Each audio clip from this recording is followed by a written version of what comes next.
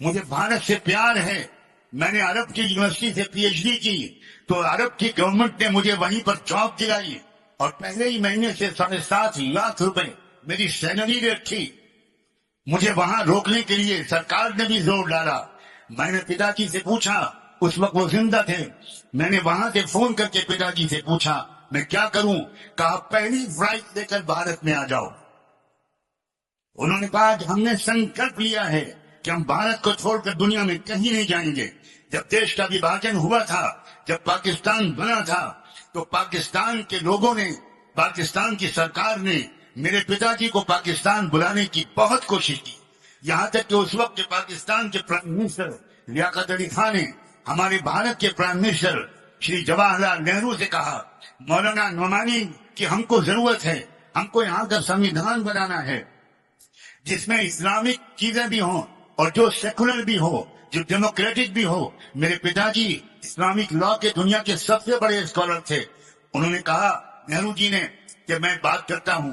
نہرو جی خود لکھنؤ آئے. Can you believe it? سوچو، نہرو جی خود لکھنؤ آئے دلی سے، میرے پتا جی سے ملے. میری عمر اس وقت شاید 7 سال کی رہی ہوگی. پتا جی سے انہوں نے کہا کہ پرائم منسٹر لیاقت علی بار بار زور دے رہے ہیں، ہم تو نہیں چاہتے کہ آپ بھارت سے جائیں، لیکن وہ کہہ رہے ہیں تو میں آپ کے پاس خود آیا ہوں.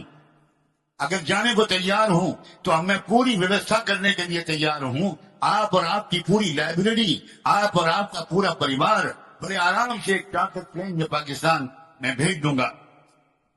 میرے پتا جی نے ان سے کہا کہ نہرو جی ہم یہ سنکلپ لے چکے ہیں اور میں نے یہ ول لکھی ہے کہ میری اولاد میں سے کوئی کبھی بھی کسی بھی پریشانی، چاہے جتنا ظلم ہو، چاہے جتنی زیادتی ہو، ہم بھارت کو چھوڑ کر نہیں جائیں.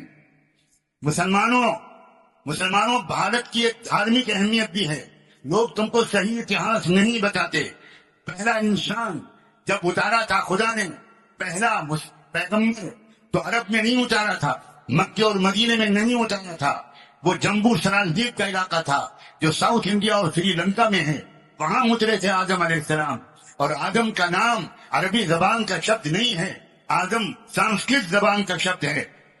مانو یہ سے تھا آدم، وہاں سے بنا آدم. تو اسلام بھارت کی سب سے پہلے جو بھارت میں دھرم آیا، ایک ہی دھرم دنیا میں سب لے کر آئے، وہ مہاتما گوتم بدھا ہو، وہ حضرت عیسیٰ ہو، حضرت موسیٰ ہو. یہ ہو ہی نہیں سکتا کہ جینے اور مرنے کا پورا سنسکار خدا نے ایک دے دیا، کھانے پینے کا طریقہ ایک دے دیا اور ہزاروں دھرم دے دیے تاکہ تم ہمیشہ لڑتے رہو. یہ سوارتھی پنڈتوں نے اصلی دھرم کا حلیہ بگاڑا ہے، اس لیے کہ وہ اس دھرم کے نام پر دلالی کرنا چاہتے ہیں. آپ اگر سیدھے سمپرک کرو گے اپنے مالک سے تو بیچ میں وہ ایجنٹ تو ختم ہو گیا، اس کی آمدنی ختم ہو گئی. اور سب سے زبردست آمدنی مندروں کی ہے.